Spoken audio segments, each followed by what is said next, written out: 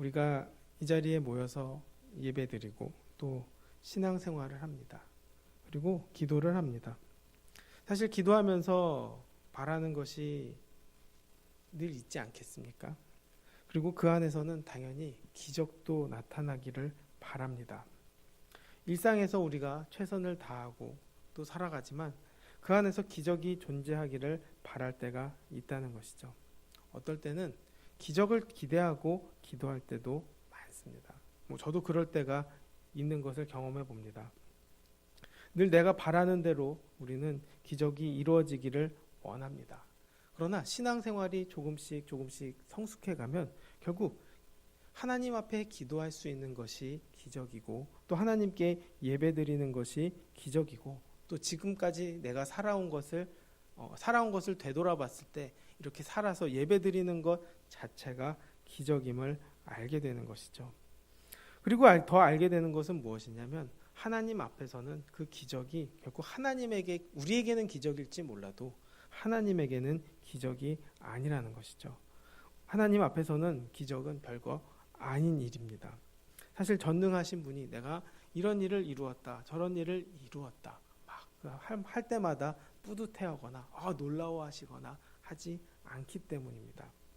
결국 우리는 그 기적에 집중하기보다는 결국 신앙생활을 통해서 그 기적을 이루시고 베푸시는 하나님을 바라보아야 하는 것이죠.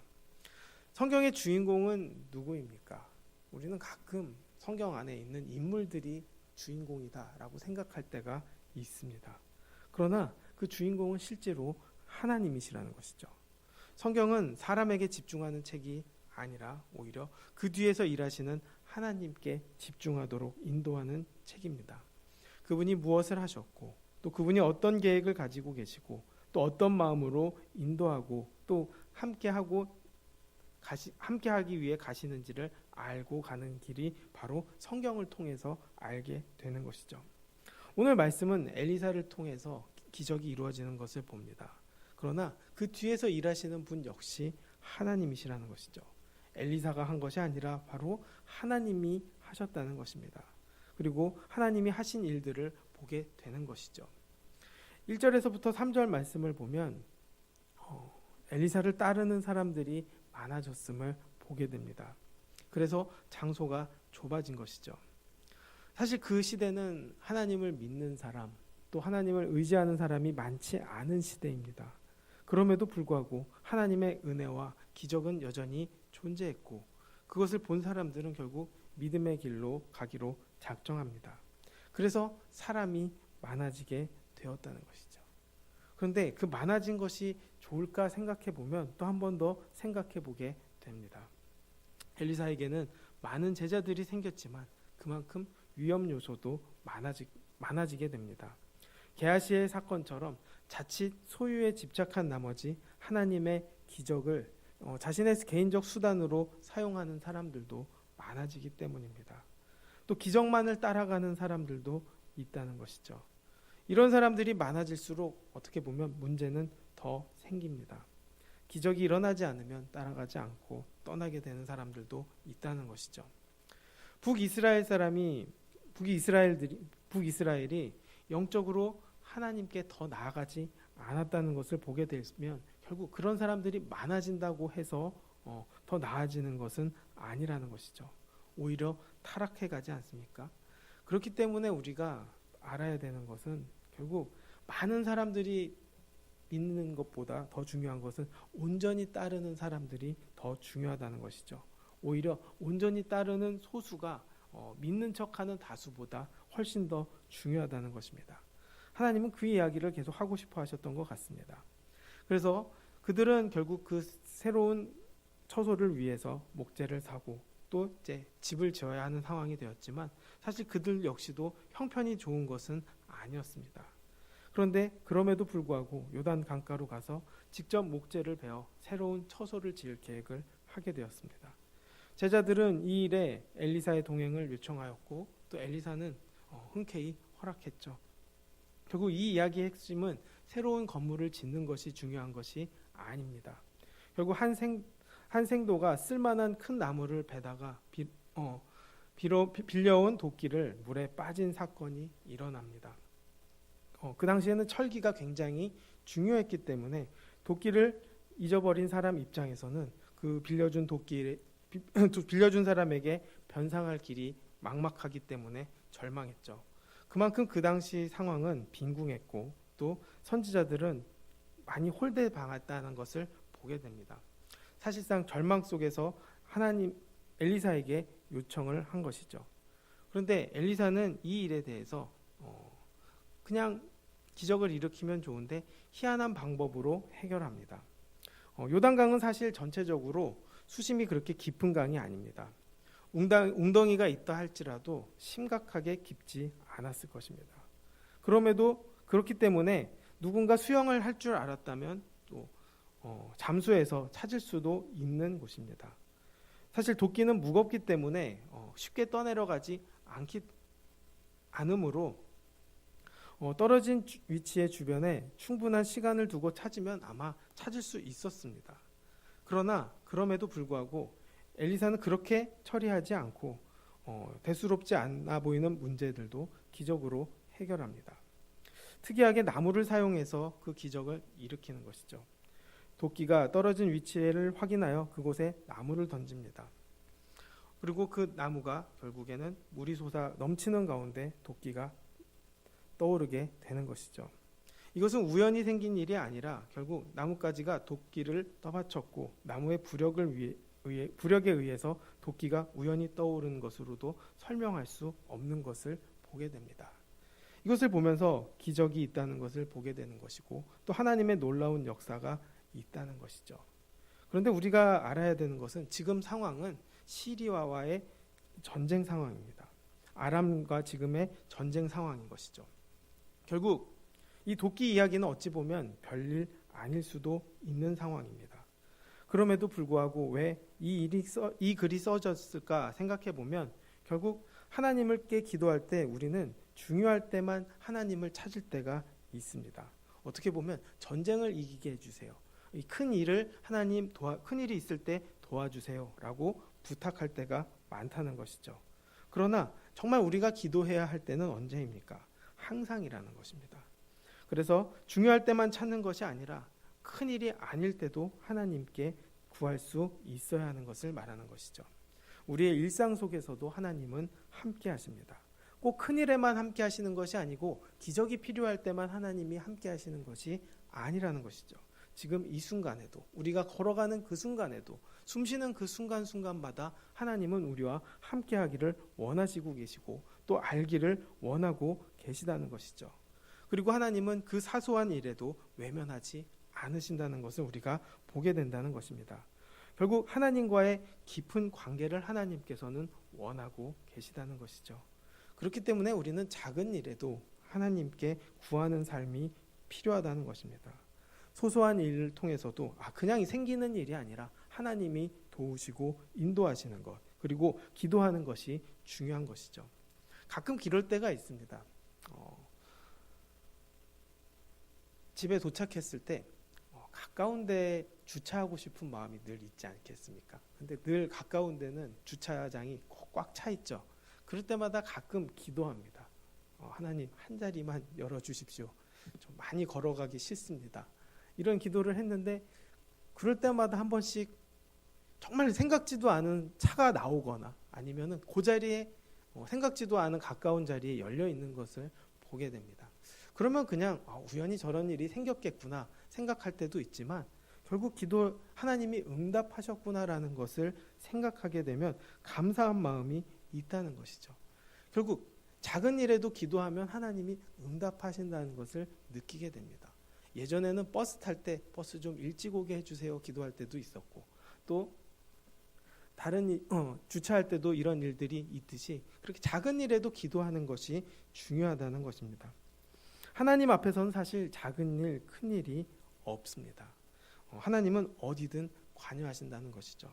큰 병이든 작은 병이든 하나님 앞에서는 그것이 큰 일이 아니라는 것입니다. 어디든 관여하고 계시고 어디든 함께하고 계시고 어디든 인도하고 계시다는 것이죠. 우리는 그것을 믿게 되기를 원합니다. 정말 그것을 믿었을 때 진정한 기적이 내 안에서 일어나는 것이고 우리의 삶이 기적임을 깨닫게 되는 것이고 하나님을 더욱더 의지하고 동행하는 기쁨을 누릴 수 있다는 것입니다. 그것을 모르면 어떻게 됩니까? 결국 인간적인 방법을 추구하게 됩니다. 사실 지금 아람은 북이스라엘의 기근으로 인해서 약해진 틈을 타서 공격합니다. 그래서 이기기 위해서 은밀히 작전을 짜죠. 그런데 아람 왕이 이스라엘을 공격하려고 여러 번 시도했지만 결국 그 여러 번의 시도가 빈번히 발각되는 사태가 벌어지게 됩니다. 자신들의 작전을 알고 있듯이 공격할 때마다 정확하게 방어합니다.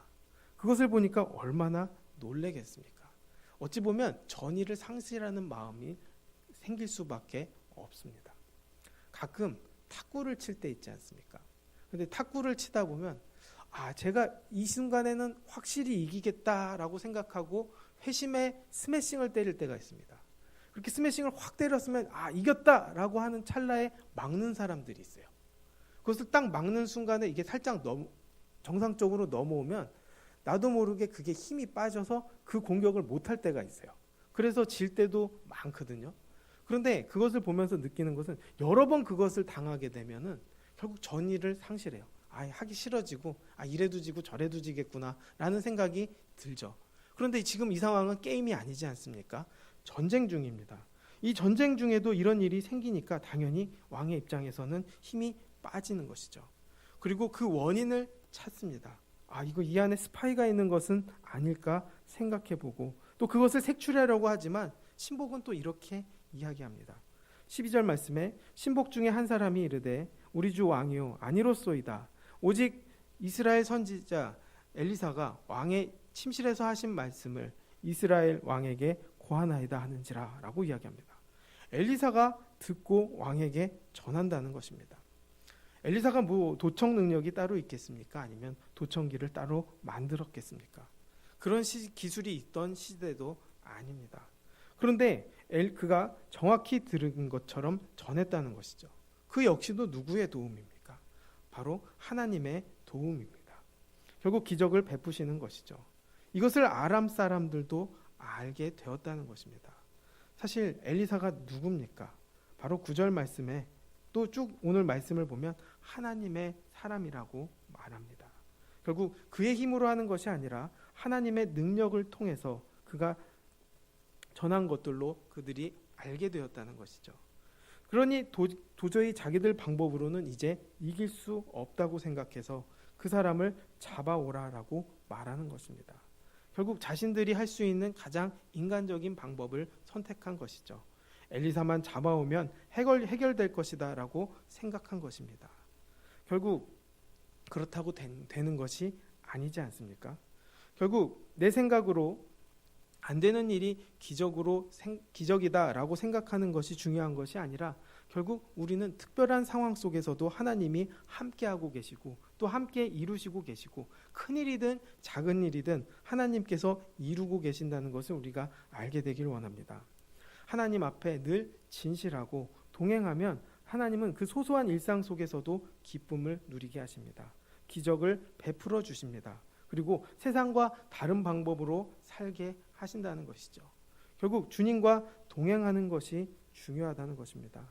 하나님의 자녀는 결국 하나님의 어떤 상황에 있든 함께 하시든 모든 상황 속에서 그것을 기적으로 아는 것이죠. 결국 그 기적이 일상이 되는 것입니다. 결국 기적이 일상이 되었다는 것은 내 안에서 하나님이 하시는 것들을 누리고 또 하나님이 역사하시는 것들을 보았을 때 그 모든 것들이 기적임을 알게 되는 것이죠. 우리 모두가 그 기적을 누리게 되기를 원합니다. 이미 누리고 있기 때문에 이 자리에 모여 있다라고 생각합니다. 그 하나님을 우리는 이제 확실하게 믿기만 하면 된다는 것이죠. 결국 모든 삶의 문제는 어디에 있습니까? 내 믿음에 있습니다. 믿음에 대해서 또 내 삶 속에서 해석을 어떻게 하느냐가 중요하다는 것이죠. 고난을 통해서 하나님을 믿으면 고난에 대한 해석이 달라지고 또 기적에 대해서도 하나님을 의지하고 기적을 바라보면 그 기적에 대한 해석이 달라진다는 것입니다. 그렇기 때문에 전적으로 하나님을 믿어야 되는 것이죠. 그렇지 않으면 결국 세상의 논리로 하나님을 이용하려고 하고 또 세상의 논리로 하나님을 바라보게 된다는 것입니다. 우리는 이것을 깨뜨리고 전적으로 하나님을 믿게 되길 원합니다. 이 세상은 이성적으로 다 설명할 수 없습니다. 하나님도 마찬가지입니다. 이성적으로 우리가 다 알고 다 설명할 수 없다는 것이죠. 결국 믿음으로 살아야 한다는 것입니다. 내가 이해하는 것이 아니라 정말 얼마나 믿는 것이 중요한지 알게 되는 하루가 되기를 원합니다. 결국 주님이 무엇을 보십니까? 구원의 은혜 속에서 믿음 하나 보십니다. 결국 하나님을 온전히 신뢰하고 온전히 믿게 되는 하루가 되기를 원합니다. 그리고 그 믿음으로 말미암아 우리의 삶이 기적이라는 것을 알고 그 기적이 일상되는 은혜를 누리는 우리가 되기를 주님의 이름으로 축복하겠습니다. 기도하겠습니다. 사랑과 은혜가 많으신 아버지, 작은 곳에서도 큰 곳에서도 인도하시고 역사하시는 하나님을 봅니다. 우리는 그것이 작다 크다 평가하지만 하나님 앞에서는 작고 큰 것이 없음을 알게 하여 주심에 감사합니다. 그리고 그 안에서 늘 기적을 이루시고 또 우리의 삶 속에서도 하나님께서는 이미 기적을 이루시고 또 그것을 인도하고 계심을 믿습니다. 우리는 그저 하나님만 믿고 동행하는 삶을 살아가기를 원합니다. 그리고 그 삶을 통해 하나님이 늘 함께 하시는 은혜, 이것이 기적임을 알고 믿음으로 달려갈 수 있는 우리가 되기를 원합니다. 항상 기도하고 동행하고 의지하고 바라보는 삶 속에서 하나님의 놀라운 은혜를 경험하고 승리하는 삶을 우리에게 허락하여 주시옵소서. 모든 영광 주님께 돌리며 예수님의 이름으로 기도드렸습니다. 아멘.